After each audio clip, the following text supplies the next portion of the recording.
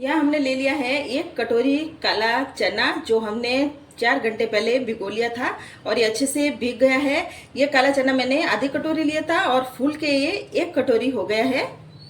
इस काले चने को मैंने 3 पानी से धो लिया है और पानी भी चने में से मैंने निकाल लिया है। अब इसको पीस लेते हैं।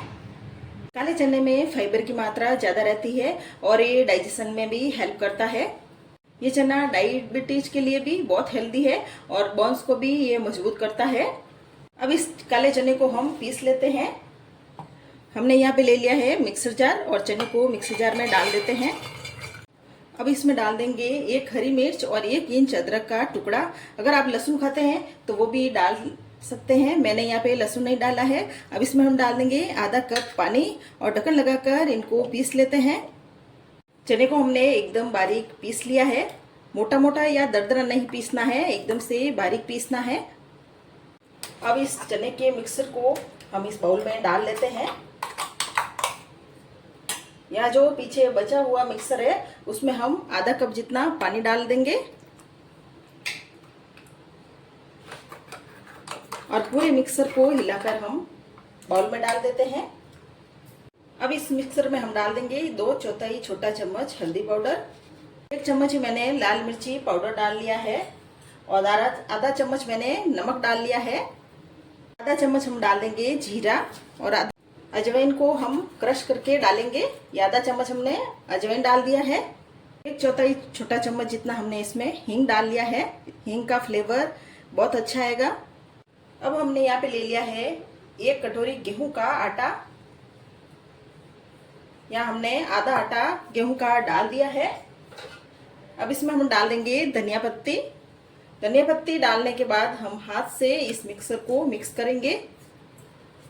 मिक्स करने के बाद जो हमने आटा बचाया हुआ था वो भी डाल लेते हैं। ये मिक्सर मुझे अभी भी गीला लग रहा है, या मैं आधी कटोरी आटा और डाल रही हूँ और इसको भी हम अच्छे से मिक्स कर लेते हैं। ये आटा हमने लगा लिया है। इस आटे को लगाने में 1.5 कटोरी आटा लगा है। अब इस आटे को हम 10 मिनट के लिए ढक्कन उड़ाकर रख देते हैं। 10 मिनट के बाद हम आटे को वापस देख लेते हैं और वापस से हम आटे को थोड़ा गूंथ लेते हैं, जिससे कि अच्छे से आटा मिक्स हो जाएगा। यहाँ हमने हाथों में तेल लगा लिया है। तेल लगाने के बाद हम एक लोई तोड़ लेंगे और ऐसा हम पेड़ा बना लेंगे। रोटी बेलते हैं ना उतना बड़ा, सारे आटे के हम पेड़े बना लेंगे। अपने आटे में ये 7 पेड़े बन गए हैं। अब इनको बेल लेते हैं।